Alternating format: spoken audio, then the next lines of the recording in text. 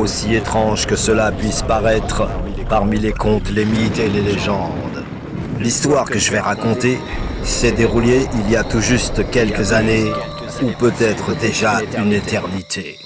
Cette histoire, je la tiens directement de mon grand-père, qui la tenait lui-même de son arrière-grand-père, son trisaïeul, le grand mage de la tribu d'Afrique.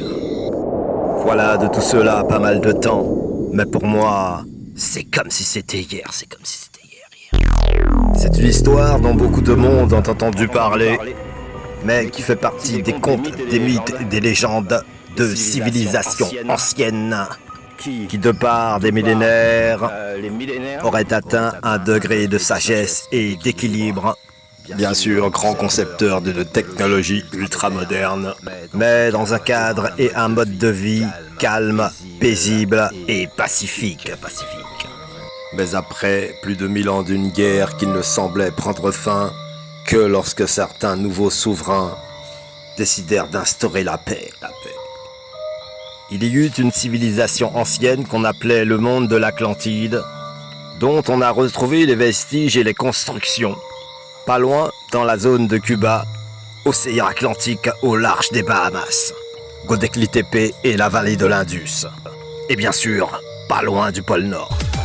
Et donc, on pense que c'était une civilisation, un mode de vie même, qui s'était étendu au fil des siècles sur toute la Terre, qui avait un concept précis et un niveau spirituel de dimension divine, mais qui évidemment, technologiquement, était bien plus avancé que nous, à notre époque. Alors on s'accroche, car l'histoire commence. Pour bien comprendre, il faut savoir que les continents étaient tous dessinés différemment, et que le pôle Nord actuel avait un climat tempéré, et l'Alaska et l'Antarctique auraient eu un climat égal à celui de l'Amazonie et du Pérou, la cordillère des Andes. Donc ce serait une civilisation qui remonterait à moins 400 000 ans, jusqu'à moins 12 000 ans, à l'époque des premières constructions des pyramides d'Égypte.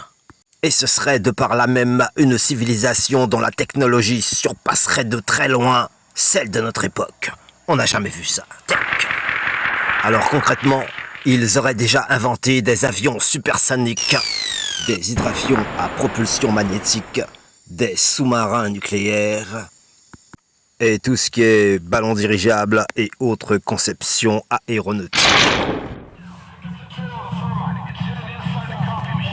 Apparemment, il y aurait même des tunnels interminables, et donc des mondes engloutis qui s'étendraient depuis l'Égypte, du plateau de Gizeh, jusqu'en Europe, jusqu'en Turquie, et qui aboutiraient jusqu'en Irak.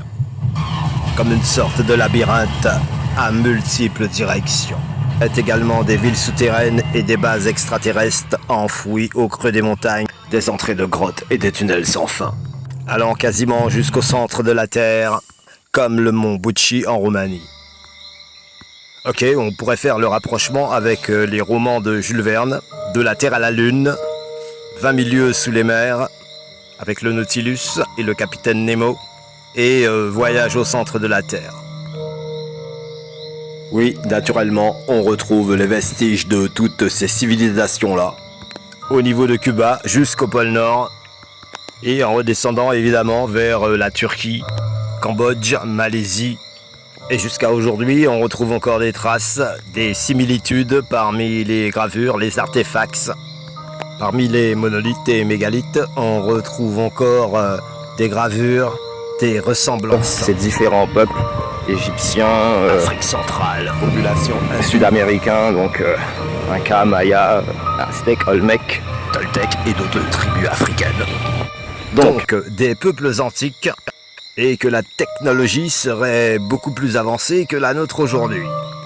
Apparemment, ils avaient même des échanges avec des peuples venus d'autres planètes, et qui leur auraient impulsé le savoir, la connaissance des avions supersoniques, des astronefs intergalactiques.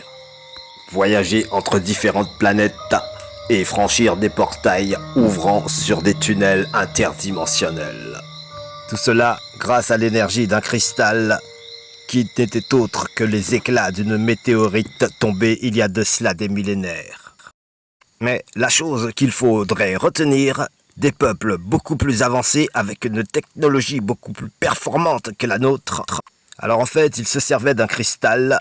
Ils avaient comme source d'énergie un cristal. Et en essayant d'améliorer les performances énergétiques de ce cristal, ils ont été trop loin. Et tout cela s'est terminé par une explosion gigantesque de plusieurs mégatonnes. Et qui a fini par réduire leur monde à néant en poussière. Et donc il y eut des raz-de-marée, des tsunamis phénoménales, des tremblements de terre, des inondations, terres de désert et de désolation, des continents submergés jusqu'à créer l'inversion des pôles. Chaque invention est un pas de plus vers le futur, mais il y a des limites à ne jamais dépasser. Alors évidemment, on peut sortir du contexte que des contes, des mythes et des légendes, car beaucoup de constructions ont été découvertes, beaucoup de mystères ont été dévoilés. Et bien sûr, à travers les différents sites archéologiques, Stonehenge et autres, Göbekli Tepe, Pumapunku, Tiwanaku, Teotihuacan, Mohenjo-Daro. À la suite de ces différentes preuves et recherches, ça laisse à supposer qu'il y a effectivement eu une civilisation mondiale dont le concept et le mode de vie étaient très proches de celui des pyramides. Bien sûr, cela était pour eux un schéma d'information cosmique qui leur permettrait de savoir où ils étaient exactement au niveau de la Terre, combien de temps cela leur prendrait-il pour revenir à leur point de départ et la distance parcourue. Entre autres, les saisons, les lunes et la précession des équinoxes. Et donc on arrive à un point où le mythe et la réalité se confondent et nous voilà obligés d'admettre qu'il y a bien eu des civilisations anciennes dont on a perdu les traces.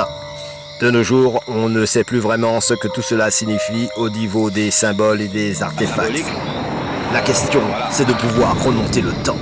Abracadabra, et voilà, bien sûr, très bientôt, la suite, tout de suite, au prochain épisode. Yo, ouais, let's go.